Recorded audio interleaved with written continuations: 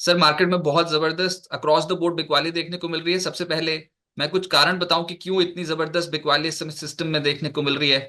तो उसमें प्रमुखतः Donald Trump की ट्रेड वॉर ये एक कारण है।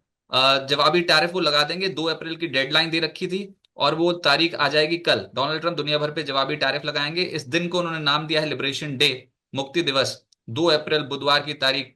देखते हैं कि यहाँ पर अब क्या कितने किस कंट्री के ऊपर टैरिफ लगते हैं। दूसरा बड़ा कारण, गोल्डमैन सैक्स ने खुद बोल दिया कि यूएस में मंदी आ सकती है। उन्होंने मंदी का अनुमान एक साल के अंदर अंदर यूएस में मंदी का जो अनुमान है उसको बढ़ाकर 20% से 35% कर दिया। फिर तीसरा, कच्चा तेल अंतर्राष्ट्रीय बाजारों में एकदम से तेज हो गया। और यहां पर यह भी खबर थी कि डोनाल्ड ट्रंप टैरिफ इंपोज कर देंगे रूस से। जो भी कंट्री तेल खरीदेगी उसके ऊपर सेकेंडरी टैरिफ इंपोज कर देंगे अगर रूस कुछ भी अड़चन पैदा करता है यूक्रेन और रूस के युद्ध को विराम देने में। अगर रूस ने सहयोग ना दिया तो फिर सेकेंडरी टैरिफ्स दुनिया भर पे लगा देंगे उन कंट्रीज पे जो रूस से तेल खरीदती हैं। और आप देखो कच्चा तेल कल के सत्र में भी तेज हुआ, 6 हफ्ते की ऊंचाई पे पहुंच चुका, $75 प्रति बैरल के आसपास ब्रेंट कर रहा है कामकाज।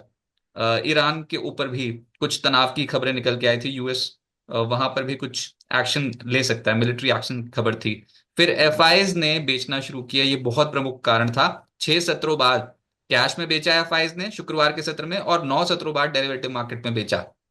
शुक्रवार को एफआईज ने 4,352 करोड़ रुपए के शेयर बेच दिए। तो शुक्रवार को एफआईज ने 3,116 करोड़ रुपए के इंडेक्स फ्यूचर्स बेचे। शुक्रवार को एफआईज ने 2,337 करोड़ रुपए के स्टॉक फ्यूचर्स बेचे। और बहुत समय बाद हमने देखा कि एफआईज का फिर से मूड खराब हुआ हो, और कह सकते हैं थोड़ा कॉशियस हो गए। बहुत पैसा बनाते चले जा रहे थे, लोअर लेवल्स पे खरीदते चले जा रहे थे, एक बार ऊपरी स्वरों पे आके झटका दे दिया।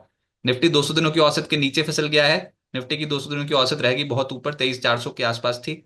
आईटी, फाइनेंशियल्स, बैंकिंग सब में गिरावट है। Pharma, metals across the board पिटे हैं। जो इंडेक्स का हिस्सा नहीं है वो भी पिट रहे हैं, रियल एस्टेट स्टॉक्स।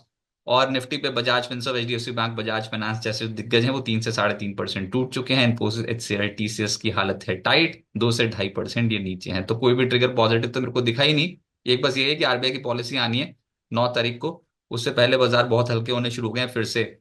अब ओवर टू यू सर, यहाँ पर अभी क्या करना चाहिए ये आपको लगता है लक्ष्मीकांत जी की बाजार में ये जो पुल बैक हाल फिलहाल का था वो सस्टेन होगा, या फिर आज तकलीफ जरूरत से ज्यादा बढ़ गई? जी, अभी हमें लगता है कि मार्केट अब कल तक का वेट करेगा। मेरे ख्याल से 2 अप्रैल को ही ये सारे जो निर्णय आने हैं वो आ जाएंगे। और मेरे ख्याल से उसका 3 अप्रैल को हमें इम्पैक्ट देखना शुरू होगा। तो अभी तो जो निफ्टी ने 23,400 का इमीडिएट सपोर्ट था उसके नीचे ब्रेकडाउन दे दिया है। और अभी तक जो भी रुझान मिल रहे हैं उसके हिसाब से तो मार्केट इस सपोर्ट के नीचे ही ट्रेड करेगा।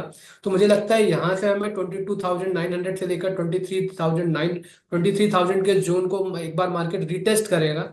और वहां से अगर पुल बैक मूव आया फिर हमें अच्छा खासा एक फॉर्मेशन बनते हुए दिखाई दे सकता है इन्वर्टेड हेड एंड शोल्डर का, जिसका ब्रेकआउट अभी भी जो लेवल है वो 24,000 है, जहाँ पे नेकलाइन आ रही है। 24,000 से लेकर 100 तक के जोन है। और उसके ऊपर जब हमें इन्वर्टेड हेड एंड शोल्डर का ब्रेकआउट आएगा तो वहां से फिर हमें 1,500 से लेकर 2,000 पॉइंट तक की रैली देखने को मिल सकती है। तो मुझे लगता है ये जो करेक्शन है वो हमारे मार्केट के हिसाब से हेल्दी है। और बाय ऑन डिप की स्ट्रेटेजी के हिसाब से हमें बाय करके ही चलना चाहिए और उस हिसाब से ही रणनीति बनानी चाहिए।